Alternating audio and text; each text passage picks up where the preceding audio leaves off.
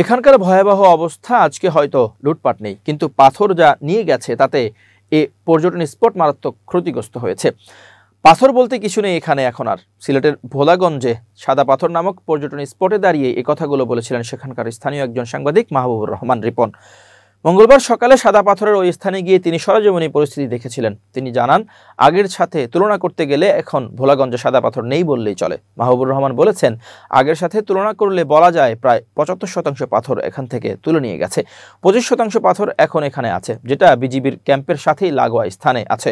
প্রাকৃতিকভাবে পাহাড়ি ঢলের তোড়ে ধলাই নদের উৎস মুখে ভেসে আসা পাথরের বিশাল স্তূপের কারণে প্রায় ৫ একর জায়গা জুড়ে তৈরি এই স্থানটি পর্যটন স্পট হিসেবে গত কয়েক বছর ধরে বেশ সাড়া ফেলেছিল। স্থানীয় প্রভাবশালীরা অবৈধভাবে সাদা পাথর তুলে নিয়ে যাচ্ছে উল্লেখ করে পরিবেশবিদ কাশ্মীর রেজা অভিযোগ করেন, এক্ষেত্রে প্রশাসনের কার্যকর অভিযান দেখা যাচ্ছে না। তবে সিলেটের জেলা প্রশাসক মোহাম্মদ শের মাহবুব মুরাদের দাবি, প্রশাসনের পদক্ষেপ চলমান রয়েছে এবং প্রায় প্রতিদিনই অভিযান চলছে। মিস্টার মুরাদ বিবিসি বাংলাকে বলেন, আমাদের পদক্ষেপ চলমান আছে, আইনে যত প্রক্রিয়া করা যায় আমরা সবগুলোই করেছি।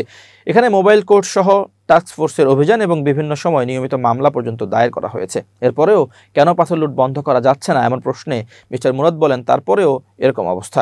গতকালকেও আমাদের অভিযান হয়েছে, আজকেও ইনফ্যাক্ট অভিযান হবে।